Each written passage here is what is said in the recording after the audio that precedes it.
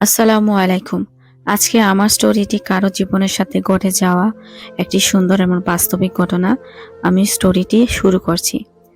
মা ছাড়া যে জীবন কত কষ্টের সেটা আমার সাথে ছাড়া আর কেউ ভালো জানবে না। আমি যখন ছোটবেলায় শুধু হাঁটা শিখেছি তখনই আমার মা অসুস্থ হয়ে মারা যায়। মা মারা যাওয়ার পর আমার বাবা দ্বিতীয় বিয়ে করে সৎমা করে নিয়ে আসেন। সৎমা আমার লালন পালন করেছেন ঠিকই, কিন্তু অনেক অবহেলার মধ্যে দিয়ে। উনি আমাকে কোনো মতো ওনার দায়িত্ব বোধ থেকে শুধু আব্বুকে খুশি করার জন্য আমাকে তিনি অনেক কষ্ট দিয়ে লালন পালন করে বড় করেছেন। যখন আমি একটু বড় হতে লাগলাম তখন সৎমা আমাকে দিয়ে ওনার ঘরের কাজকর্ম করাতে লাগলেন।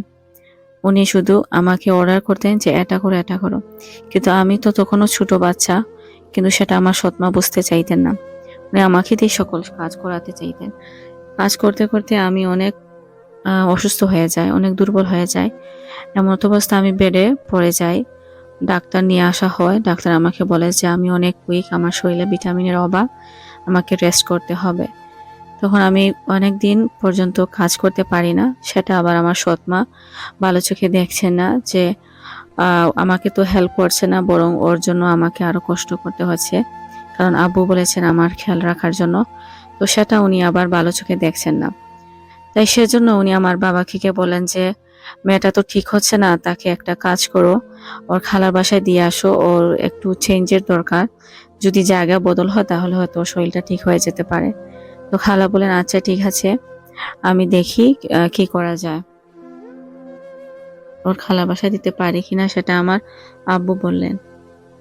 আমার খালা চিটাগাঁয়ে থাকতেন। তো একদিন আমার আব্বু আমাকে খালার বাসায় রেখে আসলেন। আমার আব্বু আবার আমার সৎমাকে অনেক ভয় পেতেন। তো আমার সৎমা যা বলতে বলতো আমার আব্বু তাই করতেন।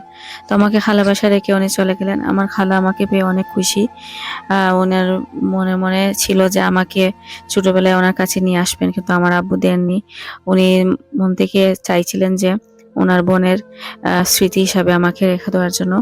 কিন্তু যখন আব্বু আমাকে দিয়ে আসলেন আমার খালা অনেক খুশি হলেন এবং খালা আমাকে অনেক আদর দিলেন, যাতে আমি অনেক তাড়াতাড়ি সুস্থ হয়ে গেলাম। সুস্থ হওয়ার পর আমার খালা বললেন যে তোর পড়াশোনাটা চালিয়ে যা, আমি তোকে এখানে কলেজে ভর্তি করে দেই। কিন্তু আমার ইচ্ছে হচ্ছিল না, কারণ আমি স্কুলে পড়তাম, কলেজেও যাওয়া শুরু করেছিলাম, কিন্তু আমি পড়ায় আমার তেমন মন ছিল না। কারণ যখনই পড়তে বসতাম তখন আমার সৎ মা আমাকে কাজ করার জন্য বলতো যা এটা কর সেটা কর, সেজন্য আমার রেজাল্টটা তেমন ভালো ছিল না। আর আমি রাস্তায় যখন বের হতাম তখন সবাইকে দেখে, মানুষকে দেখে আমার ভয় লাগতো, কারণ আমি সারাক্ষণ ঘরের মধ্যেই থাকতাম। আর আমার মনে আছে যে আমার কোনো বান্ধবীও ছিল না, আমার কোনো কারোর সাথে কথা বলার যে একটা বিশ্বাস থাকে আমার সেটুকুই ছিল না। সেজন্য আমি খালাকে না করে দিই যে খালা আমি আর কলেজে যাব না। তো খালা বলে যে আচ্ছা ঠিক আছে। তো আমার খালার আর্থিক অবস্থা কিন্তু অনেক ভালো। উনি অনেক খালুর অনেক টাকা পয়সা আছে। ওনার একমাত্র একটি ছেলে, ওর নাম সাদ। সাদ অনেক সুন্দর, অনেক হ্যান্ডসাম, একটা নায়কের মতো মানুষ বলা যায়। একটা মেয়ের যেরকম একটা স্বপ্ন দেখে যে ছেলে যেরকম হবে, সেরকমই আমার খালাতো ভাই সাদ। তো আমি ওকে আবার অনেক ভয় পেতাম যে ও আমার সাথে ভালোভাবে কথা বলতো না, অনেক রাগ করতো। কিন্তু আমার কেন জানি ওর প্রতি আমার একটা দুর্বলতা তৈরি হয়েছিল। ওকে আমি লুকিয়ে লুকিয়ে দেখতাম। আমি কিন্তু দেখতে কম সুন্দরী ছিলাম না, আমি অনেক সুন্দরী ছিলাম, কিন্তু আমি আমার নিজেকে কখনো সুন্দর করে রাখতাম না। সব সময় আমি বড় একটি ওড়না আমার মাথায় থাকতো, আর চুলগুলো এলোমেলো, মানে স্টাইলের কোনো ছায়াও আমার পাশে ছিল না। আমি অর্ডিনারি একটা গার্ল ছিলাম। তো যাই হোক, খালা আমাকে অনেক আদর দিয়ে রাখলেন, কিন্তু আমাকে অনেক কাজও করাতেন এই সময়ে।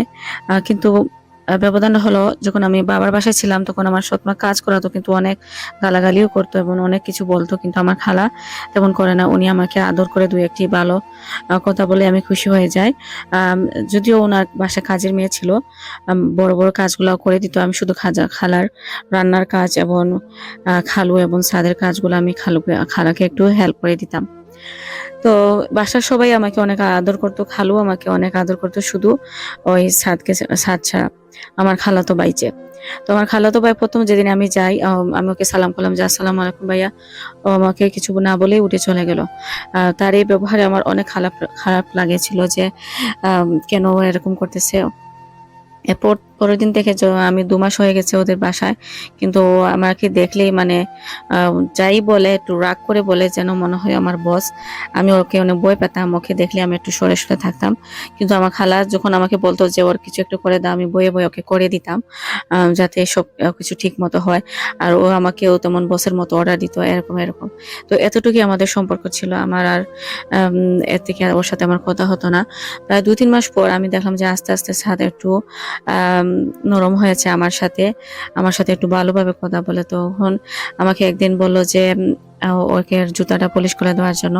আমি বললাম আচ্ছা ঠিক আছে। তো আমি ওর জুতা পলিশ করতে লাগলাম। পলিশ করতে করতে আমি হঠাৎ ওর দিকে তাকালাম। ও আমাকে বলল যে তুমি এত বই পাচ্ছ কেন? আহ, আমি বললাম না ঠিক আছে, আপনার লেট হয়ে যাচ্ছে, তাহলে আমি দিচ্ছি তাড়াতাড়ি করে। তখন আমি আরো তাড়াহুড়া করে জুতাটা পলিশ করতে লাগলাম। তখন সাদ আমাকে বলল যে নাদিয়া, তুমি কেন এত বই পাচ্ছ? বই পেও না, কিছু হবে না, তোমার গালে পলিশটা লেগে গেছে। তখন আমি বললাম যে তাই নাকি? তখন আমি ওর দিকে তাকাচ্ছিলাম, তখন আমার মনে হলো যে সাদা আমার দিকে অনেকক্ষণ ধরে তাকিয়ে আছে। তো আমাকে কথাটা ওই এমনিতে বললো নাকি সেজন্য আমি জানি না, কিন্তু আমি তারপর আয়নাতে গেলাম, গিয়ে দেখলাম যে আমার আসলে তো আমার গালে কিছু না, কিন্তু সাদা আমার দিকে কেন তাকিয়েছিল।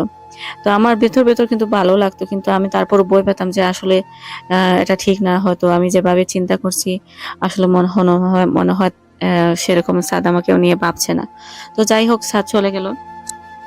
এরপর দিন সকালবেলা নাস্তায় সবাই বসলো, তখন সাদ আমাকে বললো যে আমার ওর শার্টটা আয়রন করে দেওয়ার জন্য।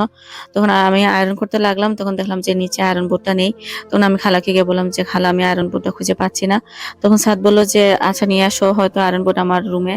তো তুই আমার রুমেই নিয়ে নিয়ে চলে আসো, আয়রনটা তখন ওইখানে করে দিবে। তখন আমি খালার দিকে তাকিয়ে রইলাম। খালা বলে যে আচ্ছা যাও, তো তোমার বাইরের সমান, যাও রুমে চলে যাও, গিয়ে ওকে আয়রন করে দাও, কোনো সমস্যা নেই। তখন আমি আয়রন করতে লাগলাম ও কাপড়গুলা। তখনও ভয় পাচ্ছিলাম, কারণ ও রুমে আছি এবং ও আমার পাশে। আমি ওকে দেখলে আমার ভয় লাগে। কিন্তু স্যার আমাকে বললো যে নাদিয়া, তুমি কেন অত ভয় পাও আমাকে? তুমি ভয় পেও না, তুমি শান্তি মতো কাজ করো, কিছু হবে না। তখন আমি একটু তাড়াহুড়া করে বললাম আচ্ছা আচ্ছা ভাইয়া, আমি ভয় পাচ্ছি না। যখন আমি এই কথাটা বললাম, কথাটা শেষ না হতেই ঠাস করে আমার গালে একটা চড় মেরে দিল। এত জোরে চড় মারলো যে আমার সমস্ত গাল লাল হয়ে গেছে, এবং ব্যথায় আমি কাতর হয়ে যাচ্ছিলাম। আমার সমস্ত হাত পা কাঁপতে লাগলো। আমাকে বললো যে তুই আর কখনো আমাকে ভাইয়া বলে ডাকবি না। বলেই শার্টটা আমার হাত থেকে নিয়ে ও বাইরে চলে গেল। আমি বাথরুমে গিয়ে আমার মুখটা যখন দেখছিলাম, আমার সমস্ত গাল লাল হয়ে গিয়েছিল, হাতের 5টা আঙ্গুলই বসে গিয়েছিল এখানে। তখন আমি অনেক কান্না করছিলাম, আমার চোখ দিয়ে অনেক পানি পড়ছিল, যে সৎ মায়ের বাসায় অনেক কষ্ট করলাম, এখানে এসেই আরো আরেকটা সমস্যা, ছাদ সবাই আদর করে, কিন্তু ওই ছাদের জন্য আমার এখানেও শান্তি নেই। কিন্তু আমি আর অপরাধটা কি আমি বুঝতে পারছিলাম যে ওই তো আমার ভাই, কিন্তু আমি ভাইয়া বলে সম্বোধন করলাম, আমাকে মেরে দিল। তারপর যাই হোক, আমি আর ওর সামনেই গেলাম না ওদিন। আমি সারাদিন রুমে বসে কাঁদছিলাম, এবং সন্ধ্যা হয়ে গেলো, খালা এসে ডাকছিল। আমি শোয়ার বান করে ঘুমিয়ে পড়েছিলাম, কিন্তু আসলে আমি ঘুমাইনি। তখন খালা ভাবলো যে হয়তো আমার একটু খারাপ লাগছে, তাই উনি চলে গেলেন। সন্ধ্যার সময় সাদ আসলো বাসায়, এসে আমাকে ডাক দিল, নাদিয়া নাদিয়া, আমাকে এক কাপ চা দাও। আমি বয়ে খালাকে তো বলতে পারিনি যে আমার সাথে কি করেছে, আর আমি চাচ্ছিলাম না যে এই বিষয়টা কেউ জানুক। আমি বয়ে উঠে দৌড় দিয়ে চলে গেলাম কিচেনে, গিয়ে 1 কাপ চা বানিয়ে ওকে দিয়ে আসলাম ওর রুমে। আমি যখন রুম থেকে বের হতে লাগলাম তাড়াহুড়া করে, ও আমার পাশে এসে দাঁড়ালো, বলল নাদিয়া সরি, আমার মাথাটা গরম হয়ে গেছিল, তুমি আমাকে সাদ ডাকতে পারো, ভাইয়া দেখো না, আমাকে মাফ করে দাও, আমার এরকম তোমার সাথে করা ঠিক হয়নি। তখন আমি কিছু না বলে আমি চলে গেলাম। ও যা বলতো আমি তাই করতাম। ও আমার সাথে এত খারাপ করেছে, তারপরও কেন জানি আমি ওর ওর সৌন্দর্যটা এতটুকু ছিল যে ওকে আমি আহ তারপর ওর কথা আমি শুনতাম। কেন জানি ওর জন্য একটা আমার মায়া ছিল, কিন্তু আমি ওকে ভয় পেতে লাগলাম আরো বেশি। পরের দিন সকালে ও আর বন্ধুদের সাথে পিকনিকে যাবে, সেজন্য খালা আমাকে বললো যে নাদিয়া, তুমি ছাদের ব্যাগটা রেডি করতে হেল্প করো। তখন আমি ওর রুমে চলে গিয়েছিলাম, গিয়ে ওর সাথে ওর কাপড়গুলো আমি আয়রন করে ব্যাগে ভালো করে গুছিয়ে রেখে দিলাম। তখন সাদ অনেক তাড়াহুড়ার মধ্যে চলে গেল। যাওয়ার সময় ওকে বললো যে নাদিয়া, তোমার জন্য আমার অনেক খারাপ লাগছে, আমার যদি পারতাম, আমার কোনো ওয়ে থাকতো, তাহলে আমি তোমাকে আমার সাথে নিতাম। আমি অবাক হয়ে দিকে তাকিয়ে থাকলাম যে যে মানুষটা আমাকে এত অর্ডার দিয়ে আমার সাথে এত রাগ করে কথা বলে, আমার চেহারাটাও দেখতে চায় না, সে আমাকে সঙ্গে নেওয়ার কথা বলছে। সে কি কোন সাদ, আমি কোন সাদকে দেখছি। তারপর ও সেটা বলে চলে গেল। যার পর এর পরের দিনে আমার আব্বু চলে আসলেন যে আমাকে নেওয়ার জন্য। খালাকে এসে বললেন যে আমাকে উনি নিতে চান, কারণ আমার সৎ মা অনেক অসুস্থ হয়ে পড়েছেন, উনি আর কাজ করতে পারছেন না, ওনার হেল্পের প্রয়োজন। তাই বলে বলে খালা বললেন আচ্ছা ঠিক আছে, ওকে নিয়ে যাও। তখন খালার সাথে আব্বুর সাথে আমি বাসায় চলে আসলাম। আসার পরে আগের মতোই কাজকর্ম করলাম, আমি অনেক কাজ করলাম। সৎ মা কিছুদিন পর, 1 মাস পর অনেক সুস্থ হয়ে গেলেন। তারপরে আবার উনি আবার শয়তানের মতো ওনার আগের চেহারাটা চলে আসলো। উনি আমার সাথে সেই গালাগালি আমাকে দিয়ে সারাদিন কাজ করা। তখন উনি আবার আমার আব্বুকে বললেন যে যাও এই মেয়েটাকে দিয়ে আসো ওর খালার বাসায় দিয়ে আসো, আমি এখানে রাখতে পারবো না। তখন আব্বু আবার আমাকে নিয়ে আসলেন খালার বাসায়। যখন আসলাম খালা বললেন যে ভালোই হয়েছে তুই চলে এসেছিস, তুই যাওয়ার 2 মাস হয়ে গেল। সাদাম ঠিক মতো করে আসে না, সারাক্ষণ বাইরে থাকে, রাতে অনেক লেট করে আসে। আমি অনেক ওর জন্য অনেক চিন্তা করি, আর আমারও ভাল লাগে না তোকে ছাড়া। তোর খালুও অনেক মিস করে তোর জন্য, তোকে বলে যে মেয়েটা থাকলে অনেক ভাল লাগতো, আমাদের তো মেয়ে নেই। যাই হোক, আমি আশায় খালাও খুশি, এবং আমার আমারও অনেক ভালো লাগছিল। তখন আমি শুয়ে পড়লাম। তখন সাদ রাতে বাসায় আসলো। আমি শুনতে পেরেছিলাম যে ডোরবেলটা বেজে উঠেছে। সাদ বাসায় আসলো, আসার পর আমি ওকে খাবার দিতে লাগলাম, কারণ খালা ঘুমানোর আগে আমাকে বলেছিলেন যে আমি শুয়ে পড়ছি, যদি সাদ আসে দরজাটা খুলে ওকে খাবারগুলো গরম করে টেবিলে দিস। তখন আমি দিলাম, দিয়ে আমি দৌড়ে রুমে চলে গেলাম। আহ গিয়ে আমি শুয়ে পড়লাম, আর সাদ খেয়ে আসলো। কিছু বলল না। আমি রুমে শুয়েছিলাম কিন্তু আমি ঘুমাইনি, আমি ওকে অনেক ভয় পাচ্ছিলাম, সেজন্য আমি ঘুমের ভান করে শুয়েছিলাম। আমি হঠাৎই দেখলাম সাদ আমার রুমে আসলো, এসে আমার লাইটটা অন করে রাখা ছিল, ও লাইট অফ করে দিল এবং আমার উপরে কম্বলটা দিয়ে দিল। আমার অনেক ঠান্ডা লাগছিল। আমি মনে মনে ভাবছিলাম, অবাক হয়ে গেলাম যে এই কোন সাদকে আমি দেখছি। যাই হোক, ওর ভিতরে হয়তো কোনো আম মায়া আছে আমার জন্য, কি ও হয়তো ভালো মানুষ ভিতর থেকে কিন্তু রাগ দেখায়। ও চলে গেল। সারারাত আমার এগুলা চিন্তা করতে করতে আমার কিন্তু আর ঘুম হয়নি। আমি অনেক লেটে ঘুমিয়েছিলাম, তার কারণে আমি সকালবেলা একটু লেটে উঠি। উঠে আমি একটু আমার লাগছিল যে আমি কিভাবে এত লেট করে উঠলাম, খালু কিভাবে। আমি অনেক আ আ সা শরম ফেইসে নিয়ে আমি চলে গেলাম নিচে। তখন আমার খালা বলল যে, "আরে কি হয়েছে? তুই এত ভয় পাচ্ছিস কেন? একদিন লেটে উঠেছিস তো কি হয়েছে? তুই তো আর কাজের মেয়ে না। আমি নাস্তা রেডি করে ফেলেছি, তুই খেয়ে নে।" তখন ও বলল যে, "তুই নাস্তাটা তাড়াতাড়ি করে তোর খালুর রুমে যা, গিয়ে ওনাকে অফিসের কাপড়গুলা একটু আয়রন করে দেখ তো, ওনার কিছু লাগবে কিনা।" আমি তাড়াতাড়ি চলে গেলাম। নাস্তা না করে আমি চলে গেলাম যে, "খালা আমি পরে নাস্তা করব। আগে খালুকে গিয়ে হেল্প করে আসি।" আমি গিয়ে দেখলাম যে, যে খালু আগে সবকিছু আমাকে দিয়ে করাতেন, উনি নিজেই সবকিছু করে ফেলেছেন। উনি বললেন যে, আমি বললাম, "সরি খালু, আমার চোখটা লেগে গিয়েছিল। আমি রাতে ঘুমাইনি। তো একটু লেটে উঠলাম আমি।" খালু বলল যে, "আরে মা কি হয়েছে? তুই কি এই ঘরে কাজের মেয়ে নাকি? আমাদের নিজেদের উচিত আমাদের নিজেদের কাজ করা। ঠিক আছে, একদিন হয়েছে, কোনো অসুবিধা নাই। তুমি যাও, যদি পারো গিয়ে আমার ছেলেটাকে গিয়ে দেখে আসো, ওর কোনো সাহায্য লাগবে কিনা।" তারপর আমি সাদের রুমে গেলাম। আমি গিয়েও দেখি, অবাক হয়ে গেলাম, সাদও ওরা কাপড় আয়রন করে নিজে আ আ পরে ফেলেছে। তখন সাদও আমাকে বলল যে, আম আমিও সাদকে বললাম যে, "সরি ভাইয়া, সরি সাদ, আমার ভুল হয়েছে। আমি লেটে উঠেছি।" তো বলল যে, "কি হয়েছে? তুই এত ভয় পাচ্ছিস কেন? তুই তো আমাদের বোন, কাজের মেয়ে না। ঠিক আছে, কোনো অসুবিধা নাই। আমি আমার নিজেই করে ফেলেছি। আমাদের ভুল হয়েছে, তোকে দিয়ে আগে অনেক কাজ করাতাম, আর এখন থেকে আর হবে না।" তখন সাদ চলে গেল, আর আমি সাদের দিকে তাকিয়ে লাগলাম যে এত মায়া এবং মমতা ভরা মুখ নিয়ে সাদ আমার সাথে কথা বলেছে। এই ১ম আমার মনে হচ্ছে যে আমি আসলে একজন মানুষ, কেউ আমাকে সম্মান করতে চিনে, কেউ আমাকে ভালোবাসা দেখাতে পারে। তখন আমারই মনে হচ্ছিল যে আমার খালু এবং সাদ সবাই আসলে বুঝতে পারছে আমার ভ্যালুটা, যে আমি একজন এতিম মেয়ে, আমারও একটি মমতার প্রয়োজন। তার পরের দিন সাদের আমি কাপড় ওয়াশিং এ নিয়ে যাচ্ছিলাম। ওর পকেট থেকে যখন চেক করেছিলাম, পকেট থেকে একটা চিঠি পেলাম আমি। চিঠির মধ্যে লেখা ছিল যে, "তোমার ডাক্তার বন্ধু আমার জীবনটা নষ্ট করে ফেলেছে। এখন তোমাকে আমাকে বিয়ে করতে হবে।" তখন আমি চিঠির লেটারটা পড়ে অনেক চিন্তায় পড়ে গেলাম যে আসলে এটা কি সাদের কোনো গার্লফ্রেন্ড? সাদ কি কাউকে ভালোবাসে? তখন আমার চোখ দিয়ে জোর করে পানি পড়তে লাগছিল যে আমি কি ভাবতে লাগছিলাম যে সাদ আমাকে বিয়ে করবে, আমি এই ঘরে বউ হব, আর সাদ তো অন্য কাউকে ভালোবাসে। তখন আমি লেটারটা লুকিয়ে রাখছিলাম যে খালা দেখলে হয়তো রাগ করবে, সেজন্য আমি লেটারটা আর কাউকে দিইনি। তখন 2-1 ঘন্টা পর সাদ হয়তো ওর ফিল হয়েছে যে ওর লেটারটা মিস করেছে, তখন ও দৌড়ে বাসায় চলে আসলো। নর্মালি তো ও রাতে আসে, কিন্তু ওই দিন ওই একটু 2 ঘন্টা পরে চলে আসলো। আসার পর মাকে কথা বললো, দেখে বুঝতে পারলো যে খালা নর্মাল আছেন, ওনাকে কোনো চিন্তিত মানে টেনশনে লাগছে না। তখন ও সরাসরি আমার রুমে আসলো, যে বলল, নাদিয়া তুমি কি আমার কোনো লেটার পেয়েছো? সাদ এসে আমাকে বলল, নাদিয়া তুমি কি আমার কোনো লেটার পেয়েছো আমার পকেট থেকে? আমি বললাম যে হ্যাঁ। তখন আমি বললো যে ওটা আমাকে দাও, আমি ওকে দিয়ে দিলাম। দিয়ে আমার চোখ দিয়ে পানি ঝরতে লাগলো। তখন সাদ আমাকে বললো যে কি সমস্যা, তুমি কি এই চিঠিটা পড়েছো? আমি বললাম যে হ্যাঁ। তো বললো যে কেন চিঠিটা পড়লে, আর এগুলা বিশ্বাস করো না, এই মেয়েটা খারাপ। আমি বললাম যে আপনি একটি মেয়ের জীবন নষ্ট করেছেন, আপনি এত খারাপ, আপনি এই মেয়েটাকে বিয়ে করে ফেলেন। তখন সাদ আমাকে বললো যে তুমি আর ফুল ঘটনাটা জানো না, তাই কথা বলবে না, আমার কোনো দোষ নেই, মেয়েটাই খারাপ। বললো যে এই বিষয়ে আর কাউকে জানাবে না বলে ঘর থেকে বের হয়ে চলে গেল। এরপর থেকে ছাদ আমার সামনে আসতো না, একটু লাজুক লাজুক ছিল, ওকে একটু জানি না কেন আমাকে অ্যাভয়েড করতে লাগলো। এর 2-1 দিন পর আব্বু চলে আসলেন, আমার আব্বু এসে আমার খালাকে বলেন যে আপা আমার তো শরীর ভালো থাকে না, কখন যে আল্লাহ আমাকে ডাক দিয়ে দেন, মেয়েটাকে নিয়ে আমি অনেক চিন্তার মধ্যে আছি, আপনার কাছে কি কোনো ভালো আম, আহ, প্রস্তাব আছে, থাকলে পরিচিত কেউ থাকলে মেয়েটাকে বিয়ে দিয়ে দিতাম। তখন আমার খালা বুঝতে পারছিলেন যে আমার আব্বু চাইতেন সাদের সাথে আমার বিয়েটা হয়ে যাক। তখন আমার খালা সেটা বুঝতে পারছিলেন, সেটা আমার খালা বললেন যে আমিও চাই আমার ছোট বোনের স্মৃতিটাকে আমার ঘরে রেখে দেওয়ার জন্য, কিন্তু আমি 2-1 বার চেষ্টা করেছি আমার ছেলে সাথে কথা বলার জন্য, কিন্তু অত মানে অন্য কোথায় চলে যায়। আমার মনে হয় না ওকে আমি রাজি করতে পারবো।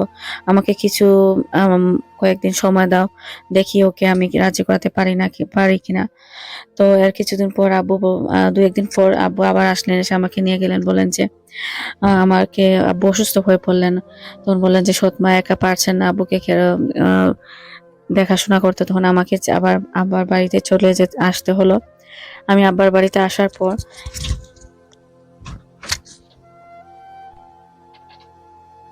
1 সপ্তাহ পর আমার আব্বু হার্ট অ্যাটাক করে মারা গেলেন। আমার আম্মু নাই, আব্বু চলে গেলেন, এতিম হয়ে গেলাম। অনেক কান্না করেছি আব্বু চলে যাওয়াতে আমার সৎ মা অনেক অসহায় হয়ে গেছেন। উনি আর আগের মতো আমাকে বকাঝকা করেন না। 3 মাস ধরে আমি সৎ মা ভাই বোনদেরকে আমি যত্ন করতে লাগলাম। 3 মাস পর আমার খালা আসলেন, এসে আমার সৎমাকে বললেন আমি নাদিয়াকে আমার ছেলের জন্য বউ বানিয়ে নিতে চাই। তখন আমার সৎমা অনেক খুশি হয়ে গেলেন, রাজি হয়ে গেলেন। যদিও উনি সৎমা ছিলেন, কিন্তু উনি মন থেকে চাইছিলেন যে আমি আমার খালার ঘরে বউ হয়ে চলে যাই, আমার বিয়েটা হয়ে যাক, আর ওনার উপরে আমি বোঝা হয়ে যদি না থাকি তাহলে ওনার ভালো হয়। তার 1 সপ্তাহ পর জুম্মার সময় আমার বিয়েটা ঠিক করা হলো। খালা আসলেন, খালা কিন্তু বললেন যে আমার সাদের ইচ্ছা যে বিয়েটা অনেক সিম্পল ভাবে হবে, কিন্তু ওনারা অনেক সুন্দর অনেক দামি দামি জিনিসপত্র দিয়েছিলেন, কারণ আমার খালুর অবস্থা কিন্তু অনেক ভালো ছিল, তাই অনেক দামি জুয়েলারি এবং সবকিছু দিয়েছেন। পাড়া প্রতিবেশী সবাই আসলো, এসে দেখে বললো যে আমার কপালটা অনেক ভালো, আমার আমার দিকে আল্লাহ পাক এখন চোখ তুলে তাকিয়েছেন, সেজন্য আমার কপালটা অনেক ভালো হয়েছে যে অনেক দামি দামি জিনিস পেয়েছি। আমি মনে মনে ভাবতে লাগলাম আমি সাদকে কিভাবে ফেস করব, সাদ কি আসলে মন থেকে আমার জন্য রাজি হয়েছে? আমার কাছে তো আর কোনো অপশনই নাই যে আমি বিয়েটা করব না, বিয়ে না করলেই সমস্যা, বিয়ে করেই আমি এখন সাদের কাছে যাচ্ছি যে সাদ আমাকে দেখতেই পারে না। আমি অনেক কষ্ট পাচ্ছিলাম এবং অনেক কান্না করেছি। আমার বাবার কথাও মনে হচ্ছিল যদি আজকে বাবা থাকতো তাহলে বাবাকে খুলে বলতে পারতাম, কিন্তু আমি এখন কাকে বলবো? তাই ভাবলাম যা হচ্ছে তাই হয়ে যাক, আমি বিয়ে হয়ে চলেই যাই, দেখা যাক কি হয়। তারপর আমি বিয়ে হয়ে চলে গেলাম। রাতে যখন আমার রুমে গেলাম, আমি রুমটা দেখে অবাক হলাম, যে রুমে আমি জুতা পলিশ করেছি, কাপড় আয়রন করেছি, কাজের মেয়ের মতো কাজ করেছি এক সময়, সেই ঘরটা আজকে অনেক সাজানো, অনেক সুন্দর করে সাজানো হয়েছে। সাদ আমাকে দরজার সামনে থেকে আমাকে কুলে করে নিয়ে আমাকে বেডে বসিয়ে দিল। আমি অবাকই হলাম যে এই কোন সাদকে আমি দেখতে পারছি। তখন আমাকে বললো যে নাদিয়া, এই রুমটা তোমার, সাদ আমাকে একটি হীরার আংটি পরিয়ে দিল, দিয়ে বলে যে তুমি আমার রাজরানী। বলে আমাকে আয়নায় আমার চেহারাটা দেখতে বলল। আমি অনেক অবাক হলাম যখন আয়নায় আমার মুখটাকে দেখেছিলাম, যে সাদও অনেক খুশি। আর আমি যে নিজেকে এত সুন্দর লাগতে পারে, আমি নিজেকে কখনো মেকআপ করিনি। তখন প্রথম দেখে আমি নিজে অনেক খুশি ছিলাম। এখন আমার ভেতর থেকে অনেক খুশি আসছিল যে সাদ আমাকে এত ভালোভাবে কথা বলছে। তখন সাদ আমাকে বললো যে আমি জীবনে অনেক মেয়ে দেখেছি, কিন্তু তোমার মতো এত ভালো মেয়ে আমি দেখিনি। সবাই তোমাকে মাটির মানুষ বলতো, কিন্তু এই মাটির মধ্যে যে কি সোনা লুকিয়ে আছে আমি সেটা খুঁজে পেয়েছি। তুমি আমার জীবনের প্রথম ভালোবাসা। আমি তোমাকে আগে থেকে ভালোবাসতাম, কিন্তু তোমাকে বলতে পারিনি। আমার চোখ দিয়ে পানি ঝরতে লাগলো। হঠাৎ আমার মনে হলো যে ওই চিঠি আহ মধ্যে যে মেয়েটা লিখেছিল। তখন আমি সাদকে বললাম। সাদ বলল যে এটা ভাবো না, এটা আমার বন্ধুর গার্লফ্রেন্ড ছিল, আমার না। তখন আমি অনেক শান্ত হয়ে গেলাম এবং আল্লাহর পাকে শুকরিয়া আদায় করলাম যে যে ঘরে আমি চাকরানি মতো কাজ করেছি, আজকে সেখানে আমি রাজরানী হয়ে রাজ করব, এবং আমার স্বামীও, ভালোবাসার মানুষটিও আমার হয়ে গেল। যদি আমি মনে মনে চাইতাম সাদ আমাকে বিয়ে করে ফেলুক। তো আল্লাহ পাক আমার জীবনে যত দুঃখ কষ্ট ছিল এবং আমার ধৈর্যের মাধ্যমে আল্লাহ পাক আমাকে ভালো একটি ফল দিয়েছেন, আমাকে স্বামীকে। তো এখানে গল্পটি শেষ হচ্ছে। আশা করি আপনাদের ভালো লেগেছে। ভালো লাগলে লাইক, শেয়ার এবং কমেন্ট করবেন, আমার সাথে থাকবেন, আপনাদের ফ্যামিলির বন্ধু বান্ধবের সাথে শেয়ার করবেন। আল্লাহ হাফিজ, টেক কেয়ার।